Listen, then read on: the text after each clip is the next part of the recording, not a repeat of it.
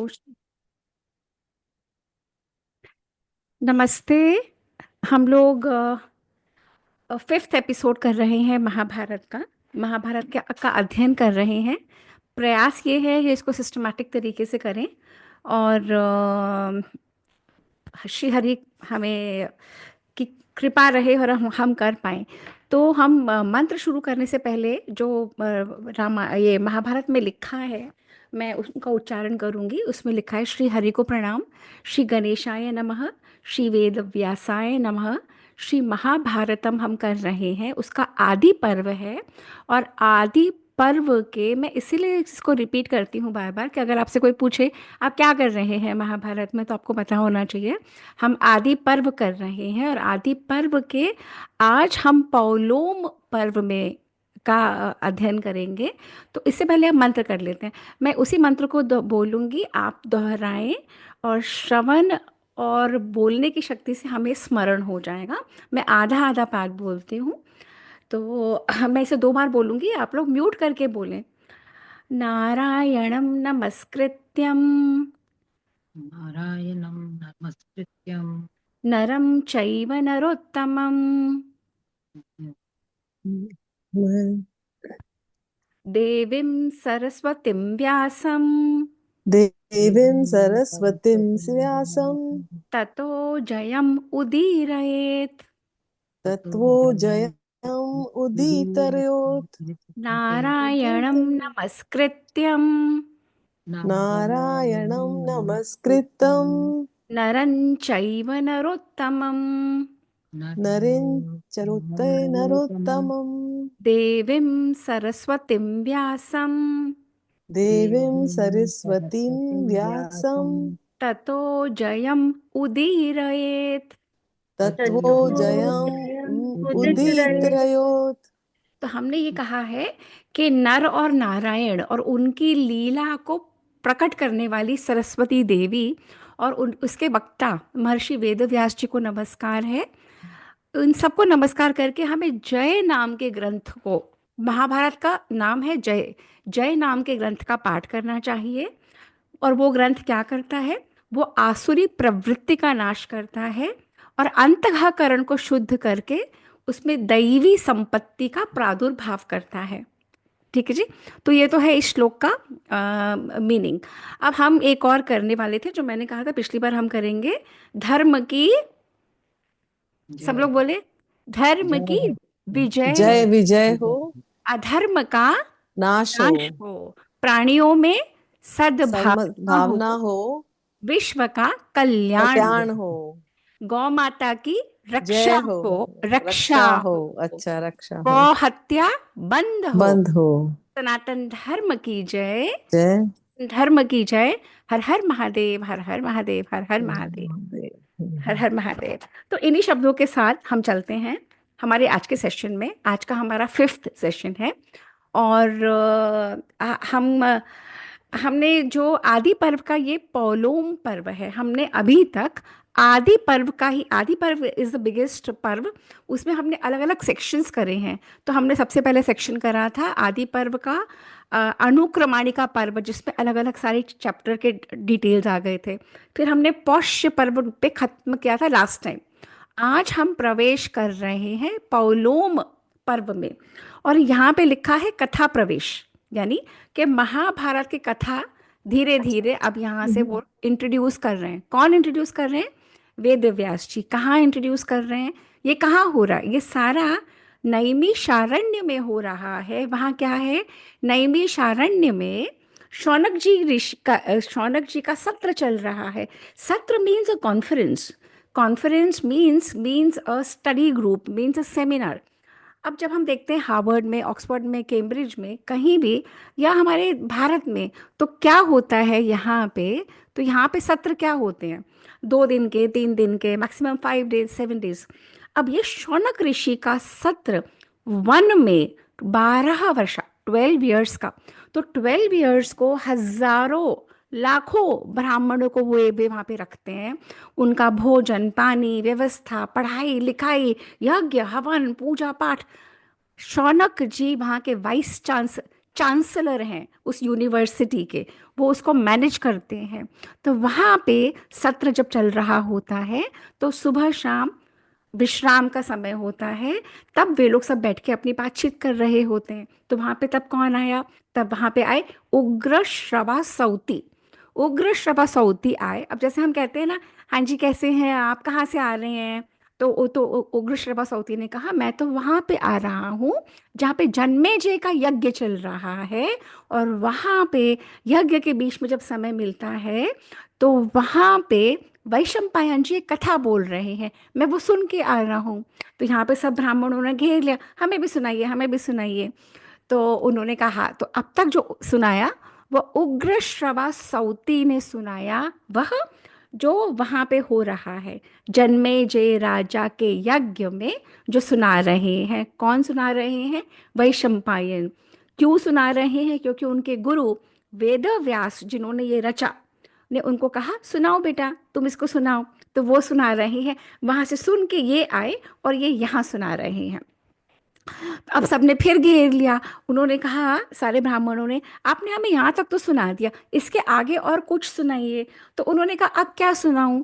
तो ये ब्राह्मणों ने कहा कुछ हमें उचित, कुछ हमें इंटरेस्टिंग, कुछ हमें अच्छा, जिससे हमारा ज्ञान वर्धन हो, जिससे हम सीखें, हम समझे। तो फिर उनमें से एक ने कहा नहीं नहीं नहीं, आप ना अभी मत सुनाइए। तो उन्होंने कहा क्यों? उन्होंने कहा इसलिए क्योंकि हमारे जो कुलपति हैं शौनक जी, अभी वो व्यस्त हैं, वो अपने पूजा पाठ सारा कार्यक्रम अपने पितरों को तर्पण करके, देवताओं को प्रसन्न करके जब आएंगे, वो जो आपसे प्रश्न पूछेंगे उसका आप उचित उत्तर दीजिएगा। बिकॉज प्रश्न पूछने वाला, दैट प्रश्न has is a very important part. प्रश्न पूछना बहुत बड़ी कला है। क्या पूछना, कैसे पूछना, कब पूछना, कितना पूछना, और पूछने वाले की समझ कितनी गहरी है, उससे प्रश्न निकलता है। तो उन्होंने कहा हम ना आपको प्रसंग हम बताएंगे, पर आप उनका वेट कर लेते हैं। तो उन्होंने कहा ठीक है, हम वेट कर लेते हैं। जब शौनक जी सारे कार्यों का संपादन करके, फिनिश करके जब वे आए, तो उन्होंने कहा अपना आसन ग्रहण कर लिया और बोले, अच्छा आप सबके नॉलेज में चीज़ डाल देती हूँ कि हम यहाँ तक 4 अध्याय फिनिश कर चुके हैं। चतुर्थ अध्याय इस पॉइंट पे खत्म हो रहा है। अब पंचमो अध्याय शुरू हो रहा है। महाभारत ग्रंथ का आदि पर्व का पंचम अध्याय, 5th अध्याय। तो शौनक जी कहते हैं मैं आपसे एक बात पूछना चाहता हूँ। तो उग्रश्रवा सौती ने कहा पूछिए। शौनक जी कहते हैं जो आपके पिता है ना, थे जो आपके पिता लोमहर्षण जी, वो बड़े सुंदर व्याख्या करते थे, बहुत ही सुंदर पुराणों का के ऊपर प्रवचन देते थे। क्या आप भी वैसे ही देते हैं? तो उग्रश्रवा जी ने कहा बिल्कुल, मेरा पूर्ण प्रयास है। तो ये मुझे बताइए कि शौनक जी ने बोला आपके पिताजी ने तो पूरा अध्ययन करा था, सब पुराणों का, वेदों का, वेदांगों का, सब चीज़ों का अध्ययन था, और बहुत सुंदर वक्ता बोलने वाले थे, आप भी वैसे ही हैं। उन्होंने कहा मैं बिल्कुल, मेरा भी वही प्रयास है, मैं भी बिल्कुल वैसे ही सुनाऊंगा। आप थकेंगे तो नहीं सुनाते सुनाते? आपके पिताजी कभी नहीं थकते थे। आपके पिताजी से जो जो हम पूछते थे वो सब सुनाते थे। तो उग्रश्रवा जी ने कहा मैं भी पूर्ण प्रयास करूंगा, जो जो आप पूछेंगे, पर आप भी इंटरेस्ट लेके सुनेंगे ना? तो उन्होंने कहा बिल्कुल इंटरेस्ट लेके सुनेंगे। तो तब उस पॉइंट पे शौनक जी कहते हैं सबसे पहले मैं भृगु वंश राजर्षियों की, राजऋषि की हम वर्णन सुनना चाहते हैं। क्यों? क्योंकि पुराणों में ब्रह्मर्षियों का और राजर्षियों का, हमारे यहाँ राजा भी ऋषि होते थे, तो ब्रह्मर्षि मतलब जितने भी ऋषि हैं जो ब्रह्मा से अपनी लिनिएज को जोड़ते हैं, तो उनकी कथा, और राजर्षि जैसे दशरथ महाराज राजर्षि थे, जनक महाराज राजर्षि थे, तो हम सुनना चाहते हैं इसमें से भी मैं भृगु महाराज की, भृगु राजर्षि। तो उन्होंने कहा अच्छा मैं समझ गया कि आप भृगु की क्यों सुनना चाहते हैं, क्योंकि वे आपके पूर्वज हैं, आपके पूर्वज, आप भृगु ऋषि के संतान की संतान की संतान हो, इसीलिए आप अपने परदादा की पड़ दादा के भी दादा की बात सुनना चाहते हो ना? उन्होंने कहा, जैसे हम अगर अपने बच्चों के साथ बैठे तो हमारे बच्चों को कौतूहल होता है ना कि मम्मा दादाजी क्या करते थे, दादाजी के दादाजी कौन थे, पूछते हैं ना पारुल हम लोग भी। हमें एक बिल्कुल, यस। उत्सुकता होती है ना जानने के लिए। और आप में से अगर वीडियो खोल लेंगे, जो इंटरेस्ट से सुन रहे हैं, तो मुझे बहुत अच्छा लगेगा, रिस्पॉन्स दिखेगा। जो जो वीडियो खोल सकता है, उससे क्या होता है, वक्ता को पता लगता है कि इंटरेस्ट लेके सब सुन रहे हैं, फोन पे नहीं लगे, बुक में नहीं लगे, टेलीफोन नहीं कर रहे, कुछ और नहीं कर रहे। प्लीज जो भी अटेंटिव है, जो सुन रहा है, अपनी वीडियो खोल लीजिए। मुझे भी फीडबैक मिलता रहता है। आप लोगों के एक्सप्रेशन से मैं जज कर लेती हूँ कि कौन के इंटरेस्टिंग है, उसको मोड़ दूं दिशा को, कहीं और ले चलूं, है ना? तो जो आज खोल, तो मैं एक नोटबुक लेके आई हूँ टू राइट द नेम्स। बिल्कुल बिल्कुल, बिल्कुल बिल्कुल लिखिए। तो जब शौनक जी ने इतना सब बोला, तो उग्र श्रवण जी ने कहा, बिल्कुल मैं सुनाऊंगा आपको, आप ही के वंश में क्या क्या हुआ, कैसे कैसे हुआ, क्योंकि मेरा भी अध्ययन पूरा है। मैंने वैशंपायन जी से भी सीखा है, मैंने अपने पिताजी से भी सीखा है, और पिताजी ने जैसे जैसे सिखाया, वो सब मैं आपको बताऊंगा। तो फिर उन्होंने कहा, आप जानते हैं भृगु ऋषि कब हुए थे? तो शौनक जी ने कहा, आप बताइए। तो उन्होंने कहा, स्वयं ब्रह्मा जी ने वरुण के यज्ञ में, वरुण कौन है? जल के देवता। स्वयं ब्रह्मा जी ने वरुण के यज्ञ में भृगु देव को उत्पन्न किया। अब ये वह समय है, अलग अलग तरह की उत्पत्ति, अलग अलग। अगर कोई सोचे कि 9 महीने एक काल कोठरी में, गर्भ में से मनुष्य पैदा हो जाता है, तो anything is possible anywhere. You have to understand, Brahma ji के क्रिएशन में ब्रह्मा जी ने अलग अलग विविध तरीके के क्रिएशन के एस्पेक्ट्स बनाए हैं। तो उन्होंने कहा, भृगु का जन्म ब्रह्मा जी ने किया। उसके बाद उनके पुत्र हुए च्यवन। च्यवन के नाम से किसी को कुछ ध्यान आ रहा है? च्यवन ऋषि के नाम से कुछ ध्यान आ रहा है जो आज तक चलता है? Chyawanprash. Chyawanprash. Can you imagine हमारी ये संस्कृति, जो च्यवन ऋषि से वो लिनिएज, च्यवन ऋषि ने उसका आविष्कार किया था। तो ब्रह्मा जी ने भृगु को उत्पन्न करा, भृगु से हुए च्यवन, च्यवन और से हुए, च्यवन को भार्गव भी कहते हैं। च्यवन के पुत्र हुए प्रमति। प्रमति धर्मात्मा थे बहुत बड़े, उन्होंने अप्सरा से विवाह करा, घृताची। घृताची, प्रमति और घृताची से रुरु हुए, रुरु और प्रमद्वरा से शुनक हुए। और जिस जो आपके परपिता हैं, आप शुनक के, शुनक आपके पितामह है, और आप शौनक हो। भृगु का पुत्र भार्गव, शुनक के पुत्र शौनक। ओवरवेल मत हो, बहुत इंफॉर्मेशन मिलने वाली है, एंजॉय द एसेंस। तो फिर शौनक जी ने पूछा, परंतु ये जो भृगु के पुत्र भार्गव है, इनका नाम च्यवन कैसे पड़ा? तो इनका नाम च्यवन कैसे पड़ा? तो उन्होंने एक सेकंड, एक बहुत जरूरी कॉल आया।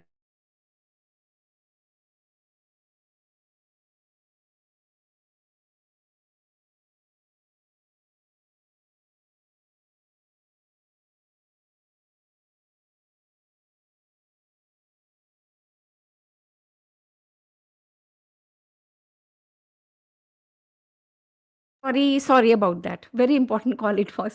ओके। तो शौनक ने कहा, पर भार्गव का नाम च्यवन कैसे हुआ? तो उन्होंने कहा, देखो मैं तुम्हें एक बात बताता हूँ। कौन कह रहा है? उग्र श्रवस्वती। किसको कह रहे हैं? शौनक जी को और सारे ब्राह्मणों को। तो उन्होंने कहा, जो भृगु हुए थे ना, जो ब्रह्मा जी ने पैदा किया, जिसको यज्ञ से पैदा किया, उनकी वाइफ पुलोमा प्रेग्नेंट थी। पुलोमा बहुत सुंदर, बहुत सुशील देव कन्या थी। भृगु ऋषि का उनसे विवाह हुआ था, वो प्रेग्नेंट थी। तो एक बार भृगु जी स्नान करने गए, और उन्होंने अपनी पत्नी को कहा, सुनो मैं स्नान करके आता हूँ। तभी वहां पे एक राक्षस आया, उसका भी नाम पुलोमा था। राक्षस का भी नाम पुलोमा, भृगु जी की पत्नी का भी नाम पुलोमा। पुलोमा प्रेग्नेंट है, और राक्षस ने देखा, इतनी सुंदर दिव्य स्त्री, और ये तो वही है। तो ये सब उग्र श्रवण बता रहे हैं कि राक्षस सोच रहा है। राक्षस कहता है, अरे ये तो वही है, मैं तो इसको जानता हूँ, और कितना अच्छा मौका है, इसका पति घर में नहीं है, मैं इसको उठा के ले जाता हूँ, मैं इसका अपहरण कर लेता हूँ। जो रावण ने किया ना, तो रावण ने किया वो सदियों से चलता आया। अब आप देखोगे कैसे। तो पुलोमा नाम का राक्षस ने पुलोमा नाम की स्त्री को देखा जो प्रेग्नेंट थी। उसने कहा मैं उठा के ले जाता हूँ। तो पुलोमा नाम का राक्षस बहुत प्रसन्न हुआ।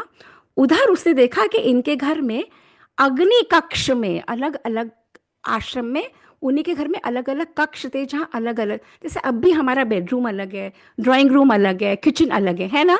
एक सब कुछ एक तो नहीं होता। वैसे ही अग्नि कक्ष में अग्नि प्रज्वलित हो रही थी। तो अग्नि से पूछा पुलोमा राक्षस ने, अग्निदेव मुझे सच सच बताओ, ये जो पुलोमा नाम की स्त्री है ये मेरी है ना? तो अग्निदेव ने नहीं सुना, कुछ नहीं कहा। पुलोमा नाम के राक्षस ने बोला, जल्दी बताओ, मैं तुम्हें पूछ रहा हूं, तुम्हें सारी बातें पता है। आज तक हमारे शादी ब्याह दाह संस्कार सब अग्नि को साक्षी मान के होते हैं ना। अग्नि को साक्षी मानने का क्या मतलब है कि Agni is a witness. Agni is a witness to whatever is happening in your life. जब हम कहते हैं ना किसी ने नहीं देखा, तो जो कौन देखता है? सूर्य को सब कुछ पता है, क्योंकि सूर्य हमेशा है, सूर्य को सब कुछ पता है। हम सोचते हैं हमने किसी से चोरी करी, किसी को नहीं पता, पर सूर्य को पता है और हमारी अंतरात्मा को पता है पारुल, मैं ठीक कह रही हूँ? समझ रहे हो आप? सूर्य को पता है, हमारी अंतरात्मा जानती है कि हमने क्या करा, कब करा, हमारी Yes. कॉन्शियस को पता है। ऐसे ही पुलोमा कहता है आपको तो पता है कि ये तो मेरी थी, ये मेरी थी। इसके पिता ने जबरदस्ती इसका विवाह भृगु से कर दिया। तो अग्निदेव चुप, क्योंकि अग्निदेव को तो पता था। तो पता है क्या बात है, जब जब पुलोमा छोटी बच्ची थी, एकदम छोटी, उसके पिता उसके पिता जैसा बच्चा नहीं रोता, हम कहते थे चुप हो जा पुलिस आ जाएगी, हम्म चुप हो जा, मैं तुझे बता रहा हूँ, देखो पुलिस अंकल पकड़ के ले जाएंगे। तो तब पुलोमा बच्ची के पिता ने कहा, चुप हो जा, तुझे राक्षस ले जाएगा, तुझे राक्षस पकड़ लेगा। और उस समय वो पुलोमा राक्षस उनके घर में मौजूद था। आज भी हम अलग अलग तरह की शक्तियां हर जगह होती हैं। उन्हीं शक्तियों से हम अपने बच्चे को काला धागा बांधते हैं, नजर उतारते हैं, करते हैं कि नहीं उपमा? हम्म करते हैं ना, है ना? वैसे ही जब उसके पिता कह रहे थे आश्रम में, चुप हो जा, तुझे राक्षस पकड़ ले जाएगा, रे राक्षस ले जाओ उसको, मान नहीं रही। तो तब वो पुलोमा राक्षस ने बोला, इसके तो पिता ने बोल दिया, और उस राक्षस ने मन ही मन उसका वरण कर लिया कि ये तो मेरी ब्याहता। अब वो हो हम्म गई पुलोमा बड़ी, और हम्म पुलोमा बड़ी हुई। और जो उसके पिताजी थे, उनका नाम ध्यान नहीं आ रहा मुझे। जब उसके हम्म पिताजी बड़े, जब पिताजी ने देखा उसके लिए कौन उचित वर है, तो उनको भृगु ऋषि से बढ़ के कोई वर नहीं मिला। उन्होंने भृगु से उसका विवाह विधि पूर्वक मंत्रोच्चारण से अग्नि को साक्षी मानकर और उसका विवाह कर दिया, और पुलोमा चली गई। अब पुलोमा उस पॉइंट पे है कि पति गए हैं स्नान करने और राक्षस आगे हरण करने, और हम्म राक्षस अग्नि को कह रहा है, यह अग्नि तब भी थी जब हम्म इस राक्षस ने कहा था पिता ने तो दे दिया मेरी। तो अग्नि ने ये राक्षस ने बोला, तुम तो जानते हो मैंने वरण किया था, मैं ही इसका पति हूं, इसके पिता ने गलत गलत ढंग करके दे दिया, तुम जल्दी बताओ। तुमने अगर नहीं बताया तो फिर देखना। अब अग्निदेव तो चुप, अग्निदेव को तो पता था। फिर अग्निदेव ने मन में सोचा, अगर मैंने झूठ बोला तो मैं झूठ तो पहली बात बोल नहीं सकता हूँ, मैं सत्य का साथी हूँ, पर मुझे भृगु महाराज के शाप से बड़ा डर लगता है, पर बात तो बतानी पड़ेगी। तो अग्निदेव ने पुलोमा नाम के राक्षस को बोला, मैं जानता हूँ तूने ही वरण करा था, पर इसके पिता के मन में लोभ आ गया कि तुझसे बेटर पति मिल जाए, तो उन्होंने तुझसे बेटर पति को इसको दे दिया। परंतु इसका विवाह वैदिक रीति से मंत्रोच्चारण से उसके साथ हुआ है। तो पत्नी उनकी है, पर फिर भी तेरी पहले थी। अब अग्निदेव ने ये कह दिया, पुलोमा के नाम के राक्षस को ठप्पा लग गया। तो पुलोमा नाम का राक्षस उसको उठा के ले गया। वो खूब हम्म चीखी चिल्लाई रोई कल्पी, और वो प्रेग्नेंट थी। हम्म अब जब वो प्रेग्नेंट थी, जब वो ले जा रहा था, उसके पेट में जो गर्भ था, उसके गर्भ में जो जीव था, वो बहुत तपस्वी। Now this is the age we are talking about. ये सारे ऋषियों की lineage very strong, very powerful, तपस्या कर करके ये लोग बहुत कुछ कर सकते थे। तो वो जो गर्भ में था, वो अपने गर्भ से च्युत, उस गर्भ से च्युत, च्युत होना मतलब अलग होना, हम्म च्युत होके और वो उसने च्युत होके वो अंतरिक्ष में उड़ने लगे तो गिरने लगा। जब वो उसको देख के वो पुलोमा नाम का राक्षस तो घबरा गया, ये क्या, और इतना तेज था। तो उस वो पुलोमा नाम का राक्षस गिरा और भस्म हो गया। तो जो च्युत हुआ, अपने माँ के गर्भ से च्युत हुआ, उसका नाम पड़ा Chyavan. Got it? Oh got the angle? हाँ है हाँ ना? हाँ हमारे यहाँ हर नाम का मीनिंग है, ब्यूटीफुल। तो च्युत वो च्यवन बना। अब च्यवन, जब माँ गिरी, वो गिरा, माँ ने गोद में ले लिया। अब वो पूर्ण विकसित बालक, ये है समय में जो उतने तपोबल से निष्ठ लोग, तब वो च्यवन जो नाम का बालक था। अब वो पुलोमा रोती रोती पहुंची अपने ससुर जी के पास। कौन है उसके ससुर जी? ब्रह्मा जी। भृगु की पत्नी है ना पुलोमा। ससुर जी के पास कि पिताजी पिताजी मेरे साथ ये हो गया। तो उन्होंने कहा अच्छा। तो यहाँ पे महाभारत में वर्णन है कि जब वो रोती रोती पहुंची, तो जो उसके अश्रु की धारा से जो नदी निकली, उसको कहा गया है वसुधारा। और वो जो नदी निकली, और उसके बाद में एक सेकेंड, हाँ मैं उस पॉइंट पे आ जाऊँ। और उसके बाद ब्रह्मा जी ने बोला उसको कि पुत्री तुम रो मत। तो उन्होंने कहा कि यह सब हुआ कैसे? तो उन्होंने कहा ये जो आपका पौत्र है, ये जो च्यवन है, ये इसी के तपोबल से वो राक्षस मर गया। तो उन्होंने कहा अच्छा। तो उससे पहले एक पॉइंट यहाँ पे है जो महाभारत में लिखा है कि बचपन में भी कभी भी कोई ऐसी बात अपने मुंह से ना भूलो जो सच हो जाती है। जिसे उसके पिता ने कहा रे राक्षस ले जा, तो उस पुलोमा नाम की कन्या को राक्षस आके ले गया। तो बहुत सोच समझ के अपने शब्दों को बोलो, चाहे हंसी में चाहे डांट फटकार में। चाहे जो कहते हैं ना, अरे तू तो आतताई है, तू तो उपद्रवी है, तू तो इतना उद्यमी है, मत बोलो ये सब चीजें अपने बच्चों को, पोतों ध्योतों को अच्छी बातें बोलो। तब अब और अग्नि, अब इस पॉइंट पे क्या है, वो अपने ससुर के पास पहुंची। उन्होंने कहा तुम घर जाओ, सब कुछ ठीक हो जाएगा। तो पुलोमा च्यवन को लेके वापस अपने घर आई। जब वहां पे देखा, भृगु ऋषि स्नान करने के बाद आए, और जब उन्होंने बोला कि तुम ऐसे रो क्यों रही हो, परेशान क्यों हो, और ये बालक कौन है? तो उन्होंने ये सब बताया पुलोमा ने कि ऐसे ऐसे हुआ, मुझे उठा के ले ले गया, और ये आपका जो हुआ है बालक, इसकी वजह से मैं बच के आ गई। तो भृगु ऋषि एक्सट्रीमली एंग्री। उन्होंने कहा अच्छा। अब पुलोमा घबरा गई। पुलोमा ने कहा मेरा तो कोई अपराध नहीं है। पर भृगु ऋषि ने कहा मुझे ये बताओ कि किसने उस राक्षस को बताया कि तुम पुलोमा हो? तो पुलोमा ने कहा ये अग्नि है ना जो आपके कक्ष में, इन अग्निदेव ने बता दिया। इन अग्निदेव ने मेरा परिचय दे दिया कि मैं ही पुलोमा हूँ।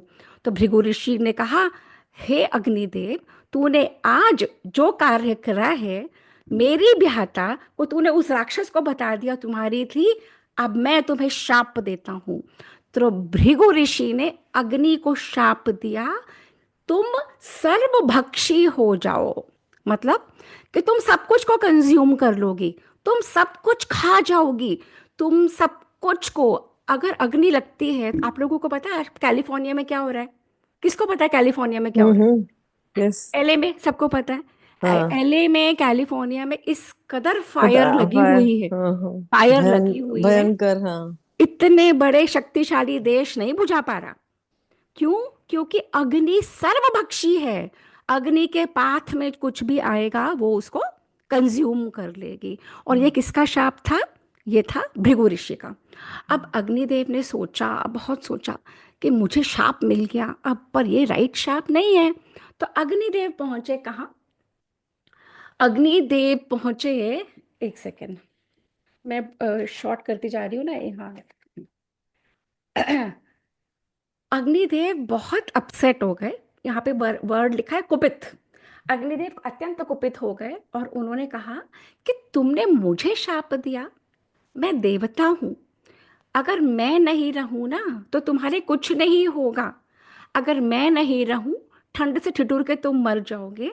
अगर तुम में, bringing it to present time, 98.7 degree Fahrenheit अगर अंदर नहीं होता ना, अगर ज़्यादा हो जाता है तो है ही बुखार। पर अगर 94 93 अगर आपका बॉडी टेम्परेचर चला जाएगा ना, क्या हो जाएगा आप? क्या हो जाएगा? Will not be rare. Hmm body temperature कैसे होता है? हमारे शरीर के अंदर अग्नि है। हमारा फूड कैसे डाइजेस्ट होता है? You know Lanika, how is food? Yes, ma'am. With the heat, with With the the heat. With the heat. तो अग्निदेव ने कहा कि मैं हमेशा वो हूँ, धर्म के अनुकूल काम करता हूँ। अब राक्षस ने मुझे सच्ची बात बताई, पूछी तो मैंने बता दी भाई, मैं झूठ थोड़ी बोल सकता हूँ। और एक बात ध्यान से सुनो, ये महाभारत में बोल रही हूँ और मैं आप लोगों को बोल रही हूँ, बहुत ध्यान से सुनो कि अग्नि तो साक्षी है। जो साक्षी है और जानने के बाद झूठ बोलता है, जानते बूझते हुए अगर झूठ बोला तो आपको पता है क्या होगा? आपके कुल के 7 पीढ़ी पहले और 7 पीढ़ी बाद तक पाप में डूब जाते हैं। अब इन अंग्रेजों ने क्या करा? इन अंग्रेजों ने हमसे हमारी रामायण और महाभारत छीन ली। अगर ये ज्ञान हर स्कूली बच्चे को दिया जाता कि अगर हम इस तरह से बिहेव नहीं करते तो हमारे पीढ़ी दर पीढ़ी हैज टू पे द प्राइस, तो क्या हमारे यहाँ इतने झूठे सच्चे केस चल रहे होते कोर्ट में? जल्दी बताओ, जल्दी बताओ, जल्दी बताओ। उपमा, इंदु, हमारे यहाँ क्या जितने केसेस चल रहे होते? अगर छुटपन से हमें ये शिक्षा दी जाए जो महाभारत और रामायण की है कि जानते बूझते अगर आप झूठ बोलते हो, का आपने नहीं क्राइम करा, क्राइम किसी और ने करा है पर आपको पता है और आप नहीं बता रहे। जैसे मनमोहन सिंह ने के समय जितने भी स्कैम्स हुए, मनमोहन सिंह तो क्वाइट मिनिस्टर थे, पर कैन वी से कि ही डिडंट नो, तो he doesn't have any blame? No. हमारी महाभारत सिखाती है कि जो नहीं, जो चल रहा है। आपकी आवाज कट रही है, जो भी बोला नहीं आवाज आई। आप लोग को किसी को आवाज आई? मुझे तो नहीं आई। नहीं, नहीं आई ना? अच्छा। तो वो कहते हैं कि अगर किसी के वास्तविक रहस्य को आप जानते हो और पूछने पर भी नहीं बतला, सुनिए, अगर आपको कुछ पता है कि कोई क्राइम कर रहा है और पूछा जाए तब भी आप नहीं बताते और आप चुप रहते हैं, तो भी आप उसी पाप में लिप्त हो, तब भी आपने वही करा है। और अग्नि कहते हैं मुझ में भी श्राप देने की शक्ति है, तो भी नहीं देता मैं, क्योंकि आप ब्राह्मण हो, आप मान्य हो। परंतु मेरी बात ध्यान से सुनो। आप कौन बोल रहा है? आपकी आवाज में बहुत वो आ रहा है, कहाँ से आवाज आ रही है? म्यूट कर लीजिए उपमा, इंदु, पता नहीं, मुझे पता नहीं पता कहाँ से आ रही है। तो वो, हाँ, तो अग्नि कहते हैं तुम्हें बताऊं मैं कहाँ कहाँ हूँ और मेरे बिना लाइफ का क्या होगा? तो इन्होंने कहा क्या क्या होगा? तो तुमने मुझे शाप तो दे दिया, तुम्हारी अग्नि, तुम्हारे भोजन, तुम्हारी अंदर शरीर के अंदर की अग्नि, तुम्हारे जब जब बच्चे पैदा होते हैं, जब गर्भाधान होता है, तुम्हारे अंतिम समय में, तुम्हारे विवाह के समय, तुम वेदों के जो मंत्रों का उच्चारण करके तुम संस्कार करते हो, जितनी भी आहुति मुझ में देते हो, मैं ही वो मुख हूं जो देवताओं और पितरों को तुम्हारा दिया पहुंचाता हूँ। और तुम कहते हो ना कि जल ही देवता, देवता ही पितर, पितर ही अग्नि, ये सब कुछ खत्म हो जाएगा। और जो तुम मेरे मुख में आहुति देते हो पूर्णिमा को, वो मैं पहुंचाता हूँ देवता को। जब तुम मेरे मुख में आहुति देते हो, यज्ञ में आहुति देते हो, मैं तुम्हारे पितरों को पहुंचाता हूँ। फिर अग्निदेव ने कुछ सोचा कि कुछ प्लान करना पड़ेगा, और अग्निदेव ने सब जगह से अपने आप को समेट लिया। जब अग्निदेव ने सब जगह से अपने आप को समेट लिया, कोई हवन पूजन नहीं, कोई यज्ञ सत्र नहीं हो पाया, कोई संस्कार कहीं नहीं, कहीं स्वाहा स्वधा वषट का कोई मंत्र नहीं, सब परेशान, सब ठंड में ठिठुर गए, सब कांप गए, पूरी सृष्टि में अग्निदेव। Can you imagine? हमारी लाइफ, हमारे इसको सोलर साइकिल कहते हैं ना, सोलर। अगर हमारे घर में एक दिन लाइट नहीं आए तो आपके फोन और मोबाइल और लैपटॉप चलेंगे? जल्दी से बताओ, चलेंगे? नहीं। No, अ- ma'am. अभी सूर्य नहीं है 15 दिन से, तो क्या हालत हो रही है सबकी? जल्दी बताओ। बहुत ठंड लग रही है. बहुत ठंड लग रही है। और ये सूर्य अगर भगवान ना करे महीना भर नहीं रहे, 2 महीना नहीं रहे, क्या हाल होगा? Just imagine. फ्रीज हो जाएगा पूरा। एब्सोल्युटली, जो हमें आइस एज बोलते हैं ना, तो तभी हमारी संस्कृति सूर्य की उपासना करती है, अग्नि की उपासना करती है, जल की, क्योंकि किसी के बिना जीवन नहीं है ना। तो अग्निदेव ने अपने आप को हटा लिया। अब सब जगह हटा तो लिया, सारे देवता, सारी पृथ्वी, सारी सृष्टि कर कर करके सब पहुंचे ब्रह्मा जी के पास। ब्रह्मा जी बचाइए। तो ब्रह्मा जी ने कहा अब क्या हुआ? उन्होंने कहा ये जो आपने वो भृगु ऋषि को करा, फिर ऐसे ऐसे बताया, और अग्निदेव को वो च्यवन ऋषि के फादर भृगु जी ने शाप दे दिया। अग्निदेव तो चले गए रूठ के। तो अब ब्रह्मा जी, अगर आपको आपने लोगों के बीच में प्रॉब्लम सॉल्व करनी पड़े तो आप क्या करते हो? आप बेटा तू भी आ, आप बेटा तू भी आ, हम यही करते हैं ना। आ बेटा, ब्रह्मा जी ने अग्निदेव को बुलाया।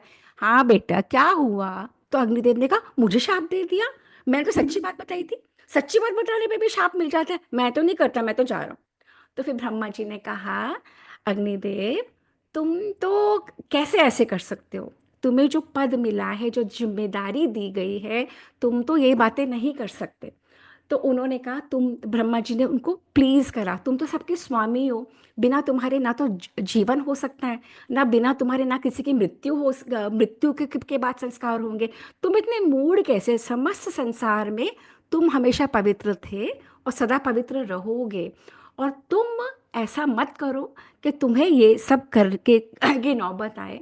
और तुम्हें, तो अग्निदेव ने कहा मुझे सर्वभक्षी बना दिया। अगर सर्वभक्षी बना दिया, पूरी मेरी बॉडी सबको खा जाएगी, तो मेरा मुख कहाँ है? मैं कैसे आहुति डालेंगे और मैं कैसे देवताओं को पहुंचाऊंगा? तो अब ब्रह्मा जी ने कहा अच्छा उसका मैं हल निकालता हूँ। तो किसी को पता है कि जब अग्नि होती है, उसका कोल्डेस्ट पॉइंट कहाँ होता है और हॉटेस्ट पॉइंट कहाँ होता है? अग्नि के फ्लेम्स होते हैं ना, ज्वालाएं होती है ना, तो उसी अग्नि में कभी कैंडल जला के देखना। जो कैंडल में ऐसी लौ आती है ना, जो सबसे नीचे पॉइंट होता है वो ब्लू कलर का होता है, और ब्लू कलर में आप हाथ भी डाल सकते हो, वो कोल्डेस्ट पॉइंट होता है। Lonika, what I am saying you can research it yourself. जब फ्लेम निकलती है ना, ऐसे दिए की फ्लेम नहीं निकलती ऐसे, तो जो सेंटर का पॉइंट होता है ना, वो कोल्डेस्ट पॉइंट होता है।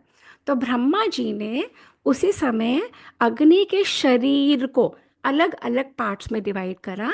उन्होंने कहा जो ऊपर की फ्लेम है वो सर्वभक्षी होगी, जो तुम्हारा सेंटर होगा वो कोल्डेस्ट होगा, और तुम में, तुम सबके शरीरों में रहोगे, सबके घरों में रहोगे, और तुम में इतनी पावर है कि जब पूरी डेड बॉडी को तुमको दिया जाएगा, तुम उसे पूरा कंज्यूम कर लोगे।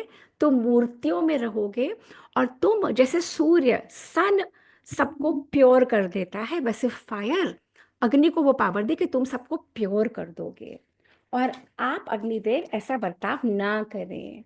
तो इस तरह से उग्र श्रवा सौती ने शौनक ऋषि को अग्निदेव के बारे में ये कथा सुनाई। तो अग्निदेव ने कहा ऐसा ही होगा, सब कुछ पहले जैसा हो गया, ठीक हो गया। अच्छा, अब शौनक जी, अब उग्र श्रवा जी कहते हैं अब क्या सुनाऊं? अब जैसे मैं आप लोगों को पूछ रही हूँ, अब यहाँ पे बाइंड अप कर दूं कि कुछ और सुनाऊं? जल्दी बताओ। सब और नमोर। तो मैम को चाहिए इंटरेस्टेड लोग जो इंटरेस्ट लेके सुने, नहीं तो मैं नहीं सुनाऊंगी, मुझे क्या पड़ी है। जल्दी बताओ, नहीं क्यों क्यों सुनाऊं? नहीं सुनाऊं ना? ऐसी शान, ऐसी उनको चाहिए थे उग्र श्रवा जी को। तो फिर उन्होंने कहा अब हम पहुंचे हैं अष्टमो अध्याय पे 8th अध्याय ऑफ आदि पर्व का पौलोम पर्व में हम 8th चैप्टर में। ओके, तो वो कहते हैं फिर च्यवन ऋषि तो हो गए। अब च्यवन की पत्नी, च्यवन बड़े हुए, उनका विवाह हुआ सुकन्या से। उन दोनों का पुत्र हुआ प्रमति। हम क्या सुन रहे हैं? हम भृगु वंश के लिनिएज सुन रहे हैं। गॉट इट ना? ये किसका क्वेश्चन था? शौनक जी का, कि मुझे भृगुवंश के बारे में बताइए। तो उन्होंने भृगुवंश के बारे में बता रहे हैं। च्यवन तक आए थे। तो च्यवन का विवाह सुकन्या से हुआ। उनका पुत्र हुआ प्रमति। प्रमति बहुत तेजस्वी था। प्रमति का विवाह अप्सरा घृताची से हुआ।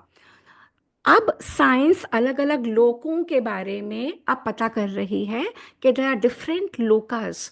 हम उन्हें लोक बोलते हैं। ये लोग कहते हैं एस्ट्रल वर्ल्ड्स, ये लोग कहते हैं इंट्रा टेरेस्ट्रियल, ये लोग कहते हैं यूएफओज। तो हमारे महाभारत में तो पहले से यूएफओ है, हमारे महाभारत में पहले से ट्रैवल करते हैं।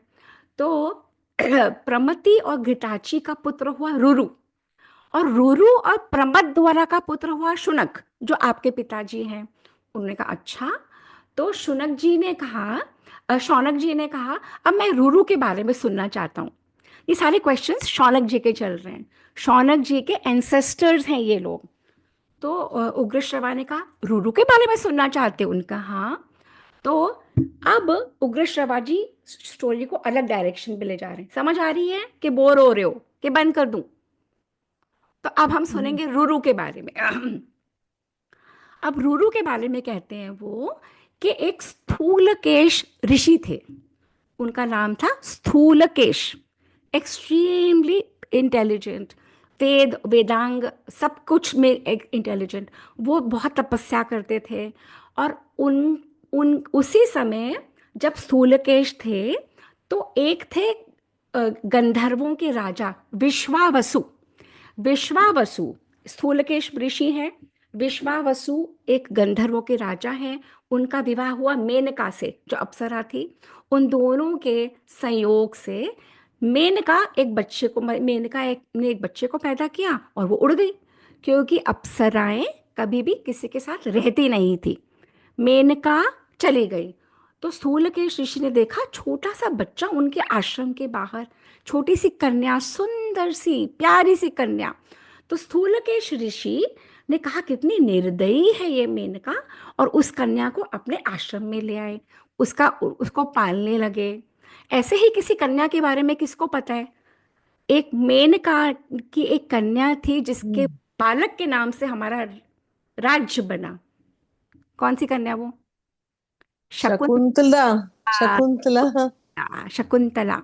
तो ये मेनका के उससे पहले की कन्या या बाद की, आई एम नॉट श्योर। तो मेनका पैदा करके चली गई। स्थूलकेश ऋषि ने देखा, स्थूलकेश ऋषि अपने घर में ले आए, अपने आश्रम में सारे संस्कार करवाए।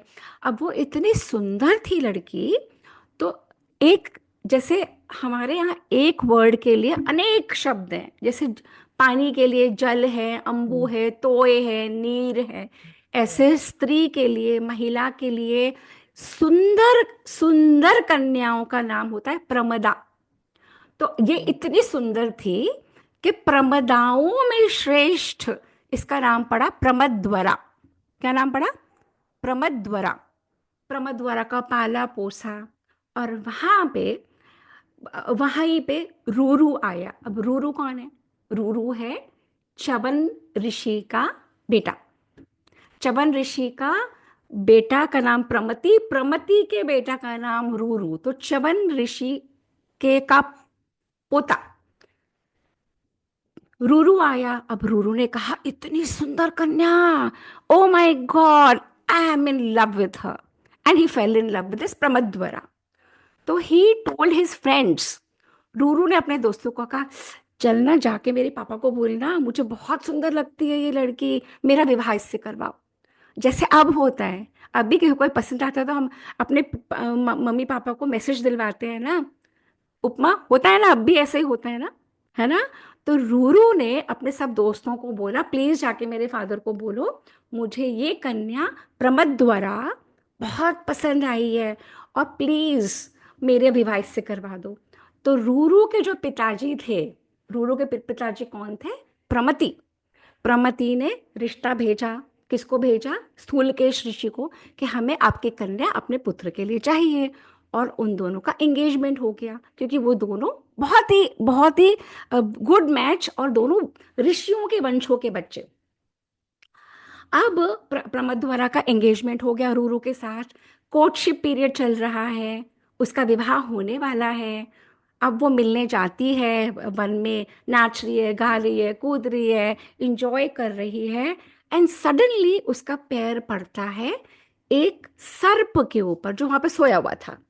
एक बहुत बड़ा सर्प जंगल में एक स्क्वायर बॉक्स में ऐसे सोया पड़ा था। उसने देखा नहीं, वो कोर्टशिप के लिए अपने उसके पास, रूरू के पास जा रही थी। उसका सर्प के ऊपर पैर कुचला और सर्प ने उसको डस लिया। अगर सर्प डस लेगा तो क्या होगा? प्लानिका जहर फैल जाएगा बॉडी पैर में। फैल गया and she collapsed and she passed away and she died.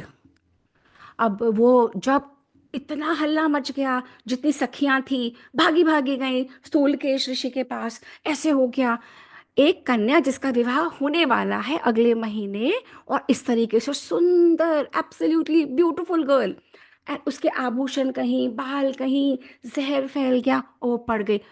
और अब महाभारत बताती है वेद व्यास जी अत्यंत मनोहारिणी वो कन्या, और पता है कौन कौन लोग आए, ये सब कहानियां नहीं है, एक एक नाम दिए। स्वस्त्यात्रेय, महाजानु, कुथिक, शंख मेखल, उद्दालक, ये सब ऋषि वहां पे पहुंचे उसके पिता के साथ। कठ, श्वेत, भरद्वाज, कौणकुत्स्य, अर्ष्टिशेण, गौतम, प्रमति और रुरु। रूरू जिससे उसका विवाह होना था, प्रमति ससुर उसके, सब पहुंचे। और सब हक्के बक्के, इस बच्चे का विवाह होना है मेरे बेटे के साथ और इसका देहांत हो गया। सब लोग रो रहे हैं, वहां पे बैठ गए घेरा करके। और रूरू वहां से अपसेट होके चला गया। Ruru did not know how to behave, क्या बोलूं कैसे बोलूं, रोने लगा रोने लगा। इस पॉइंट में अष्टमोध्याय, 8वां चैप्टर फिनिश। अब हम प्रवेश कर रहे हैं नवमोध्याय, 9th चैप्टर। वहां पे चारों ओर सब बैठे हैं। रूरू निकल आया, दूसरे वन में चला गया, जोर जोर से रोने लगा, जोर जोर से रोने लगा। इससे बढ़ के कोई दुख हो सकता है क्या, इस मेरी प्रेमिका से मेरा विवाह होना था, अगले महीने मुझे छोड़ के चली गई, हे राम हे भगवान, ऐसे जोर जोर से चिल्लाने लगा। आ, ऐसे ही लोनिका ने तो करा है, पारुल आपने भी करा है। वाल्मीकि रामायण कैसे शुरू हुई थी, कौन बताएगा मुझे? वाल्मीकि रामायण का फर्स्ट श्लोक क्या है? Okay, let me take you back. Valmiki हाँ, टेल मी लोनिका, टेल मी। ओम सहना भवतु। नहीं, वो Valmiki, no no, I it's a different aspect. Valmiki Ramayan में वाल्मीकि जी को रामायण लिखनी क्यों पड़ी? वाल्मीकि जी ने रामायण का, उन्होंने कंपोज कैसे करी? क्रॉन्चों का जोड़ा था, एक क्रेन, नर मादा, मेल एंड फीमेल। उस मेल एंड फीमेल क्रॉन्च को एक शिकारी ने एक को मार डाला। जब एक को एरो लगी तो दूसरे क्रॉन्च ने चित्कार कर दिया। Kraunch is a crane. तो वो चित्कार जब किया तो वाल्मीकि जी के मुंह से एक निकला, शोक में एक श्लोक निकला, और उसी से रामायण बन गई पूरी। तो यहाँ पे रूरू इतना रो रहा है, उसकी फीमेल पार्टनर जो बनने वाली थी, वाइफ की डेथ हो गई। रूरू रोए जा रहा है, रोए जा रहा है, रोए जा रहा है। कुछ भी हो जाए मेरी प्रमद्वरा जी उठे, मेरा जीवन कोई ले ले प्रमद्वरा जी उठे, मेरी पत्नी मुझे लौटाओ, मुझे लौटाओ। यदि श्री राम में मैंने पूर्ण भक्ति करी है तो मेरी प्रमद्वरा जी उठे, यदि मैं कृष्ण को मानता हूँ, मैंने तपस्या की है, तो मेरी प्रमद्वरा जी उठे। तभी वहां पे एक देवदूत आए। देवदूत ने कहा, ऐसे रोने कलपने से कुछ नहीं होता, जिसकी आयु खत्म तो खत्म, तुम क्यों रो रहे हो, तुम क्या हासिल कर लोगे? तो उन्होंने कहा किसी भी तरह से इसको जिला दो, छोटी सी है मेरी प्रमद्वरा। तो उन्होंने कहा एक शर्त है, मैं देवताओं का दूत हूं, अगर देवताओं को ये हम खबर कर दें कि कोई अपने जीवन की हाफ आयु इसको दे दे तो ये जीवित हो जाएगी, क्या तुम तैयार हो? देवताओं ने पूछा। 99.99% कहेंगे नहीं नहीं, मैं कोई और लड़की ढूंढ लूंगा, जल्दी बताओ, है या नहीं सच, है या नहीं पारुल? लाने का उपमा, है नहीं? वेरी ट्रू, ये वेरी ट्रू। अपनी आयु दे देगा, नहीं देते ना लोग। हम्म, हाँ, पर ये रूरू कहता है मैं दूंगा अपनी हम्म, आयु, मैं अपनी हम्म, हाफ आयु दूंगा। तो देवदूतों ने कहा ठीक है, तुम्हारे मैसेज पहुंचा देंगे। देवदूतों ने वो मैसेज पहुंचाया उनको, यमराज को, धर्मराज को, कि देखिए ऐसा ऐसा नीचे हुआ है पृथ्वी पे, और वो रेडी है लाइफ देने को, अगर आप मान जाओ तो उस कन्या को जीवन मिल जाएगा, दोनों का विवाह हो जाएगा। तो धर्मराज ने कहा पक्का, तुम पक्का बोल रहे हो? वो मान गया, उन्होंने कहा हाँ। तो धर्मराज ने कहा अच्छा ठीक है, कर मैंने भी दिया। तो वो नीचे आया, रूरू की हाफ लाइफ इस कन्या को मिली। कन्या जग गई, जैसे सोते से उठते हैं, जैसे नींद से उठी हो, अरे मैं कहाँ हूँ कहाँ हूँ कहाँ हूँ, ऐसे करके उठ गई। सब हैरान, वो उठ गई, रूरू वहां पहुंचा, सारे ऋषि महात्मा गण खुश, दोनों का विवाह तुरंत करा दिया। दोनों बहुत शांति से, प्रेम से रहने लगे। और आधी आयु रूरू की उसकी उसकी वाइफ प्रमद्वरा को मिल गई। और इस तरह से उन दोनों का जी, और कैसे कहते हैं वो, ये लुक एट द डिस्क्रिप्शन, कमल के केसर की कांति वाली, कमल के केसर की रूप वाली दुर्लभ भार्या को पाकर रूरू बहुत प्रसन्न रहा। पर रूरू ने के माइंड में क्या चल रहा था? एक सर्प ने मेरी पत्नी को डस लिया। रूरू के माइंड में क्या चल रहा था कि एक सर्प ने मेरी पत्नी को डसा, अब तो मैं क्या लेके रहूंगा, जल्दी बताओ। रिवेंज, बदला। कुछ लेके रहूंगा, मैं तो बदला लूंगा ही। अब रूरू क्या करे, अब रूरू कहीं भी जाए हाथ में बड़ा सा डंडा ले, और सर्प कहीं भी दिखे तो ढा ढा ढा करके मारे, कूटे। अब रूरू इस परी पे चला गया कि मैं तो कोई भी सर्प मिलेगा उसे मारूंगा, कोई भी सर्प मिलेगा मारूंगा। अब एक दिन ये लोग अच्छे से अपनी फैमिली लाइफ में रह रहे थे, पर रूरू एक दिन वन में गया। अब वन में उसे एक बहुत बड़ा सर्प दिखा। अब रूरू ने अपना डंडा निकाला और उसको मारने ही लगने वाला था कि वो सर्प बोल पड़ा, भाई मैंने क्या किया है तेरा, तू मुझे क्यों मार रहा है। सर्पों में had that human intelligence, that same language. तो रूरू भी घबरा गया, ये कैसी ह्यूमन लैंग्वेज बोल रहा है। तो उसने कहा कि तुम कौन, जो तुम मेरी भाषा बोल रहे हो, तो पहले तो मुझे मार क्यों रहा है, मैं तेरा क्या बिगाड़ा है, मुझे क्यों मार रहा है तू। तो उन्होंने कहा ऐसा है, तुमने तो मेरा नहीं बिगाड़ा पर्सनली, पर तुम्हारी ये जो जाति है ना, ये जो पूरी सर्पों की जाति, इसने बहुत कुछ बिगाड़ा है। अब इस पॉइंट पे हमारा 9th अध्याय खत्म। अब 10वें अध्याय में हम 10th चैप्टर में प्रवेश कर रहे हैं। किसके 10th चैप्टर में, महाभारत के आदि पर्व के। इसलिए बार बार रिपीट करती हूँ कि it should go here. Mahabharat के आदि पर्व के 10वें अध्याय में हम पहुंच गए। अब ये चैप्टर का नाम है रुरु और डुंडुभ संवाद। रुरु तो जो है, रुरु ये जो जिसने उस प्रमदवरा से विवाह करा, जो सांपों को मारता है। और डुंडुभ कौन है, ये सर्प का नाम। तो रुरु कहता है मेरी जो प्रिया थी, मेरी प्रिया है ना, प्रमदवरा को सर्प ने मारा, इसलिए मैंने बोला है मैं सब सर्पों को मार डालूंगा। तो डुंडुब ने कहा देखो, सर्प बहुत तरीके के होते हैं, कुछ काटते हैं कुछ नहीं काटते, तो जो नहीं काटते नहीं डसते नहीं जहरीले तुम उनको भी मारोगे। बोला हाँ मैं तो मारूंगा।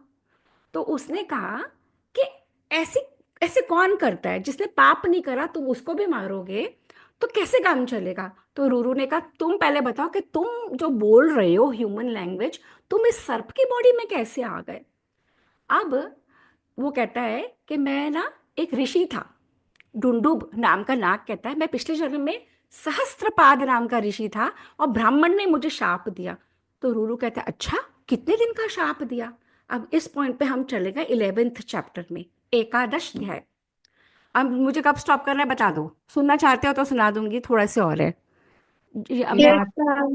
6 minutes to 5 है। अच्छा okay, I will wind up at 5। अब हम 11th चैप्टर में पहुंचे हैं। अब 11th चैप्टर में क्या है, महाभारत कभी आप खोलेंगे ना, उसमें चैप्टर का नंबर लिखा है, उसके बाद लिखा है एक लाइन में कि चैप्टर में क्या है।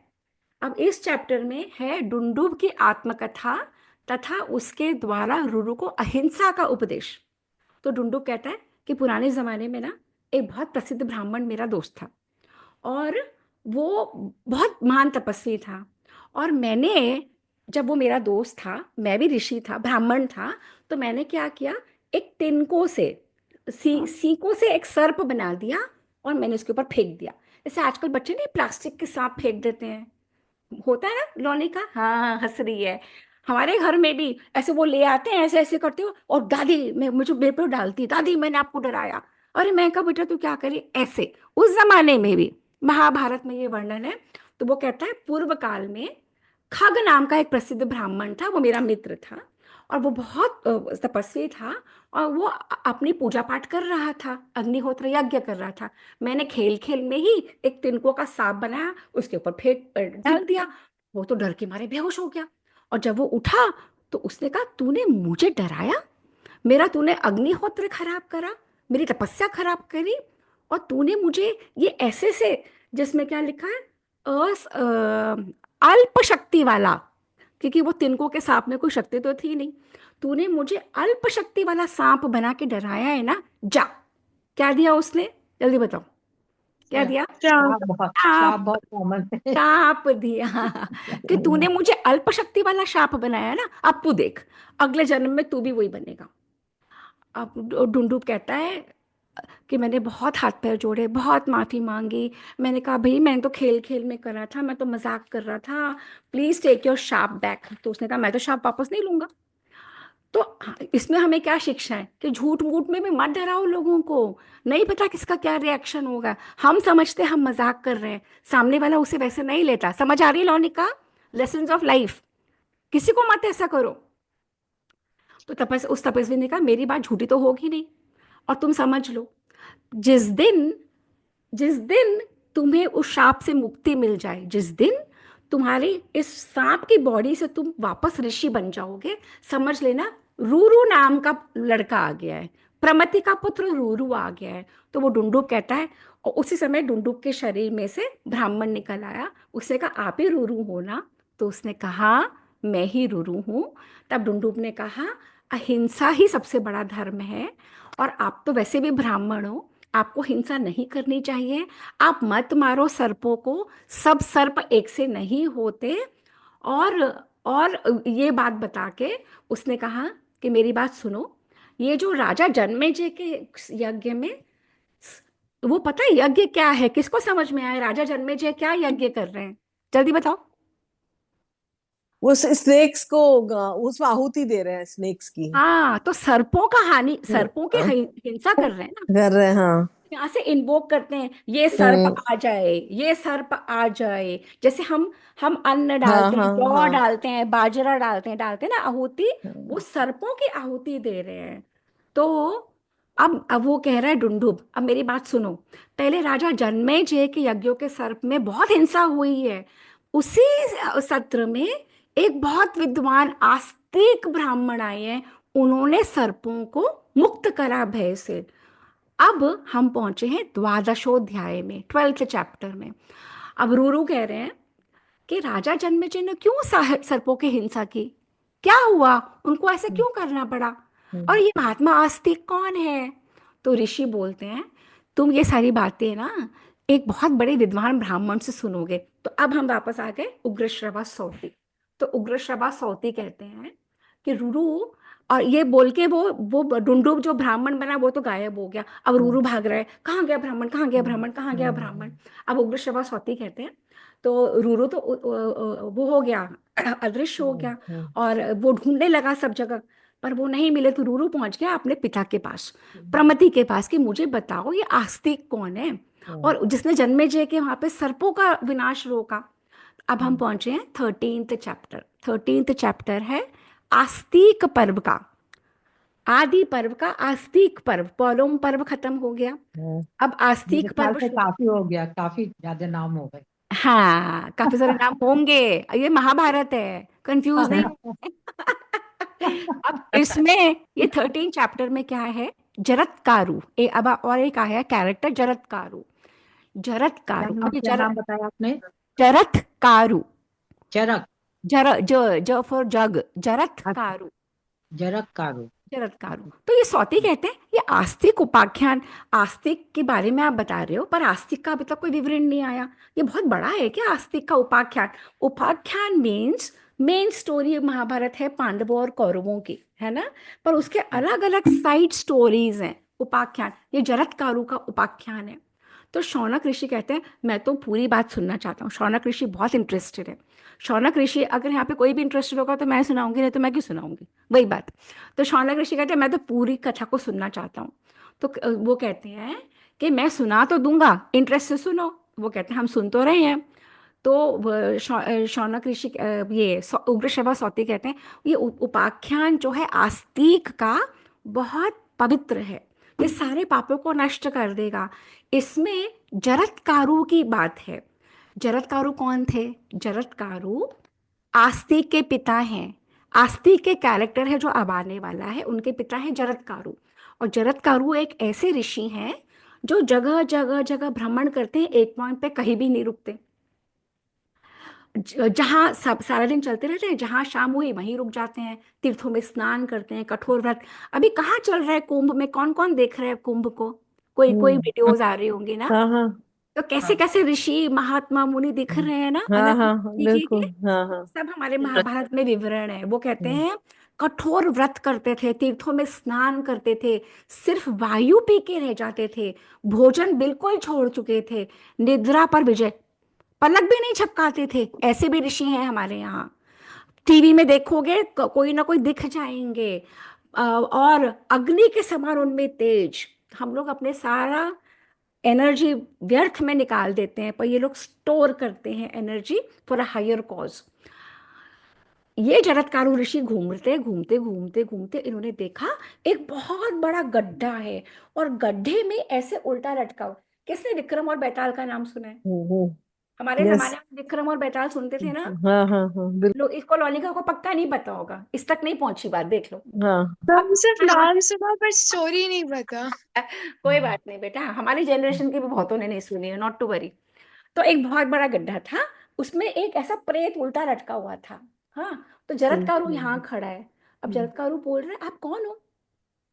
तो उस प्रेत ने कहा तुम कौन हो? तो उसने कहा मैं तो एक ब्राह्मण हूँ जो मैं जगह जगह जगह डोलता हूँ यायावर। आप कौन हो? तो वो ऐसे कई सारे लोग थे, ऐसे ऐसे ऐसे करके ना। तो वो जो सारे प्रेत थे, तो ये जो जरत्कारु बहुत बहुत वरीड हो गया उनको देख के। तो उन्होंने बोला आप तो इतने बड़े बुजुर्ग लोग हो, सब उल्टे लटके पड़े हो, और जरा सा, और जो जिससे आपने पकड़ के लटके हो वो भी चूहों ने खा लिया है, तो किसी भी सेकंड आप गड्ढे में गिर जाओगे। गड्ढे में गिर जाओगे तो आपका क्या हाल होगा? तो वो उन लोगों ने बोला, जितने भी वो अंदर थे वो थे पितर, हमारे एंसेस्टर्स। तो उन एंसेस्टर्स ने बोला हम क्या करें, हम लोग हैं यायावर लोग, हमारे पूरे कुल में कोई संतान ही नहीं है। एक संतान हुई, उसका नाम जरत्कारु था, और उसने विवाह ही नहीं करा। वो तो कहता मैं विवाह करूंगा ही नहीं, मुझे घर परिवार चाहिए ही नहीं, मुझे बच्चे चाहिए ही नहीं। अब वो जरत्कारु, हम इतने सारे पितरों के किसी के बच्चे ही नहीं, एक का बच्चा हुआ, उसका पौत्र था ये जरत्कारु, वो भी विवाह नहीं करता। अगर वो विवाह करे, उसकी संतान हो, तो हमें मुक्ति मिलेगी। और सब ऐसे लटके पड़े लटके पड़े लटके पड़े, कैन यू ओ इमेजिन गड्ढा? अब वो कहे, तो बोले तुम कौन हो जो इतने प्रेम से हमारे पास खड़े हो? ने तो किसको किसी की क्या पड़ी है, कोई हो, तुम कोई आत्मीय हो? तो उन्होंने कहा मैं ही वो जरत्कारु हूँ। बोले अच्छा, तुम ही जरत्कारु हो? अब देखो भगवान ने तुम्हें यहाँ पे लाके खड़ा करा। तो बोले बताइए पितामह मैं क्या कर सकता हूँ आपके लिए? बोले बेटा क्या करेगा तू, कोई विवाह कर ले, विवाह करके बच्चा संतान पैदा हो। कर ले, बच्चा पैदा कर लेगा तो हमें मुक्ति मिल जाएगी, मुक्ति मिल जाएगी तो हम ऐसे लटके नहीं पड़े रहेंगे उल्टे उल्टे उल्टे इस गड्ढे में। अब जरत्कारु ने बोला भाई मैं तो इतना बड़ा तप त्यागी हूँ, मैं विवाह करता नहीं रहता नहीं, वैसे भी मुझे कौन कन्या देगा, ना धन ना बान कुछ नहीं मेरे पास, न शरीर न रूप न सौंदर्य ना धन ना कुछ, मैं तो ऐसे नागाओं की तरह डोलता रहता हूँ। तो जरत्कारु ने कहा पर फिर भी पितामह आप लोगों की पीड़ा देख के मैं तो बहुत वो हो गया हूँ, मुझे तो कुछ अपने एंसेस्टर्स के लिए करना चाहिए। तो बोले बेटा करना चाहिए तो विवाह कर। तो बोले देखो मैं विवाह तो कर लूंगा, आप इतना इंसिस्ट कर रहे हो, पर तब करूंगा जब मुझे कोई अपने आप कन्या दे जाएगा, मैं मांगने नहीं जाऊंगा, मांगने पे कौन सा मिलेगी, मैं मांगने नहीं जाऊंगा। सेकंड मेरी शर्त है उसका नाम भी जरत्कारु होना चाहिए। Look at that. उसने कहा ऐसी कठिन शर्त रख देता हूँ, कौन कौन लड़की का नाम जरत्कारु रखता है, और कौन अपने आप आके मुझे दे जाएगा कन्या। हाँ, तो उसने कहा चलो। तो उसके पितामह ने कहा भाई तू करके कुछ भी कर ले, हमको मुक्ति दिला इस नरक से। तो जरत्कारु ये बोल के चला गया। अब चला तो गया, पर जरत्कारु के भी माइंड में था, जब आप अपने एंसेस्टर्स को ऐसे देख लोगे आप विचलित हो जाते हो, चाहे सब स्वप्न में भी। तो अब उसने कहा अब वो कहीं भी जाए, उसके माइंड में तो था। तो एक दिन जरत्कारु एक वन में गया, तो धीरे से उसने कहा कोई अपनी कन्या मुझे भिक्षा में दे जाए, कोई अपनी कन्या मुझे भिक्षा में दे जाए, 3 बार, कोई अपनी कन्या अपनी मुझे भिक्षा में दे जाए। इतने में वहां पे आ गए वासुकी। वासुकी कौन है? नाग। नाग। वासुकी नाग। हाँ। और बोले ये लोग कन्या मेरी बहन, अत्यंत सुंदर, ब्यूटीफुल गर्ल, और ये हमने आपको दी। तो बोले आपको दी, मैं तो नहीं ग्रहण करता, पहले बताओ इसका नाम क्या है। उनका झूठ सच बोल के कोई भी कन्या दे जाए। तो बोले इसका नाम भी जरत्कारु। बोले ओए, जरत्कारु कन्या, और उस बहन को भिक्षा में दे रहे हो? देखो मेरे पास कुछ है नहीं, मैं इसको रख सकूंगा कि नहीं मुझे नहीं पता, मेरे पास कुछ भी नहीं, मैं तो डोलता रहता हूँ। उन्होंने कहा वासुकी नाग ने, ये आप ही के लिए सुरक्षित रखी गई थी। क्यों?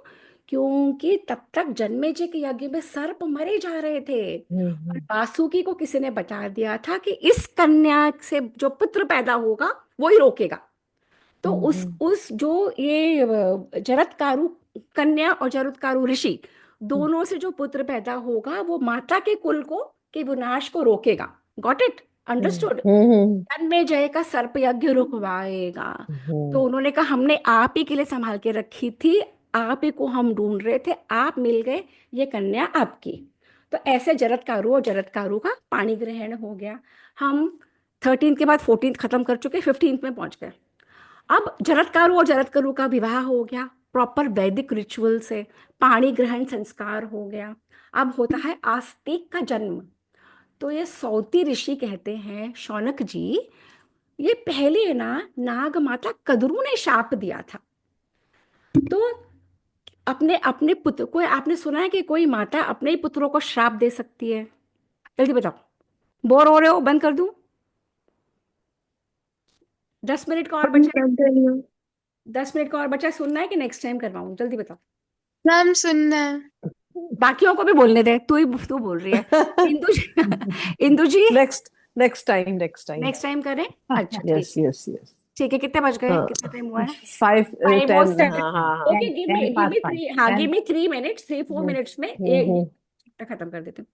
तो उन्होंने कहा, कभी आपने सुना है कि कोई अपने पुत्रों को शाप देती है? तो उन्होंने कहा नहीं, मैंने तो कभी नहीं सुना। तो एक पता है, आपको पता है, एक कद्रू है, नाग माता, उसने अपने ही पुत्रों को शाप दे दिया कि जाओ जाओ, तुम जाके मरोगे, तुम जाके जन्मेजय के सर्प यज्ञ में मरोगे। उनका अच्छा। तो और उसके बहुत बाद में हमने सुना कि ऐसे ही कुंड में सब सब सरपाहे जा रहे थे, और उसी वही आस्तिक नानी हाउस के लोगों को भी बचाएगा और दादी हाउस के भी लोगों को बचाएगा। ये मैं खत्म कर चुकी थी। हमने 14th चैप्टर भी, 15 चैप्टर भी खत्म कर लिया। 16th चैप्टर पे अब हमें। तो अब ये चैप्टर बहुत छोटा सा है, बहुत इंटरेस्टिंग है। अब कद्रू का नाम आ गया और विंता का नाम गया। कश्यप ऋषि का नाम किस किसने सुना है? कश्यप सुना है ऋषि।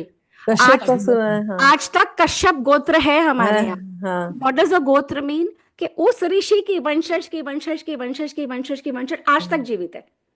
कश्यप ऋषि, कश्यप नाम का गोत्र है। और कश्मीर का नाम कैसे पड़ा, किसको पता है?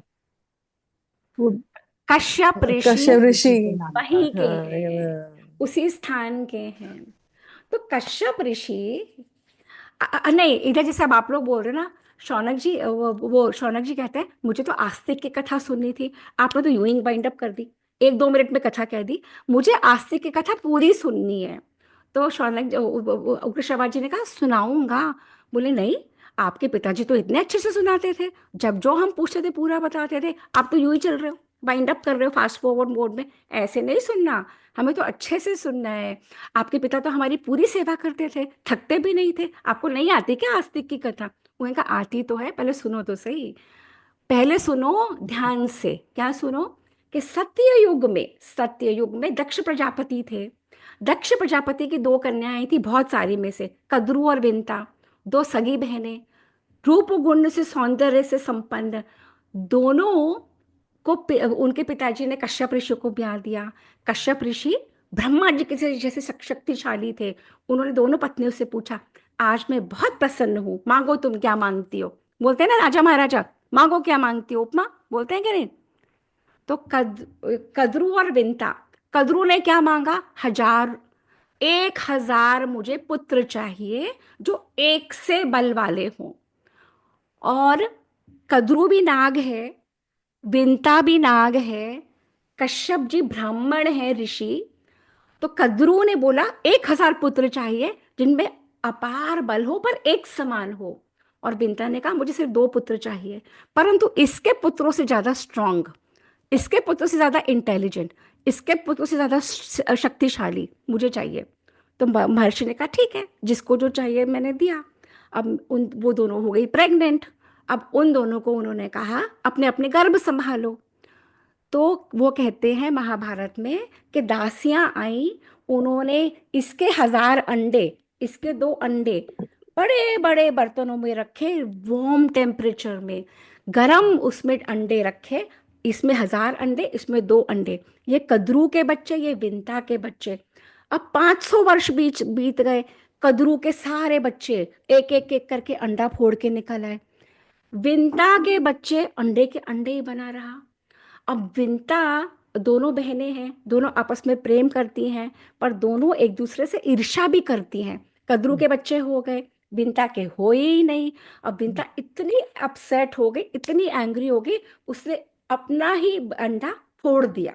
यहाँ पे तो 1000 बच्चे, 1000 नाग पैदा हो गए हैं। और यहाँ पे जब जैसे उसने अंडा फोड़ा तो हाफ फॉर्म्ड बॉडी, सिर्फ ऊपर का धड़ बना हुआ, एकदम स्ट्रॉन्ग, शक्तिशाली, और नीचे की बॉडी ही नहीं। वो डर गई।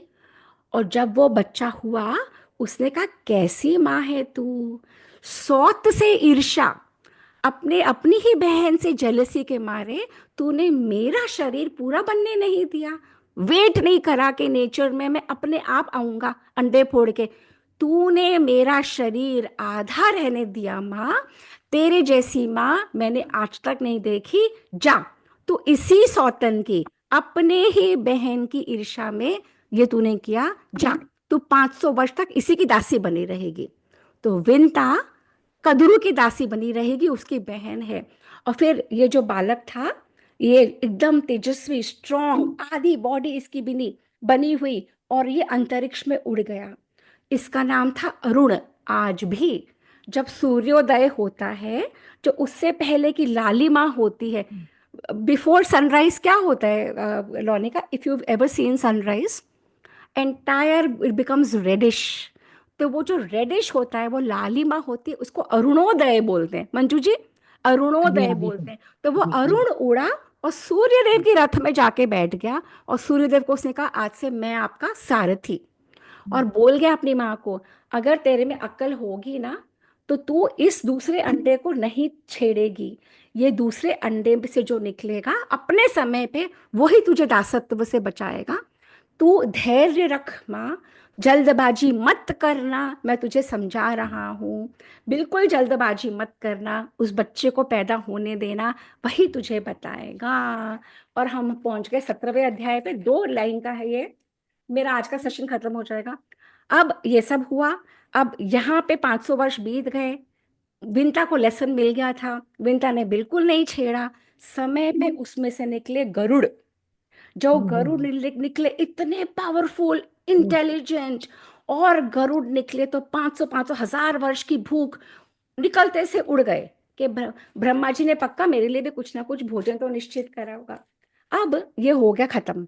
अब ये दोनों बहनें प्रेम प्यार भी करती थी, जलती थी भी थी आपस में, दोनों घूमने निकली।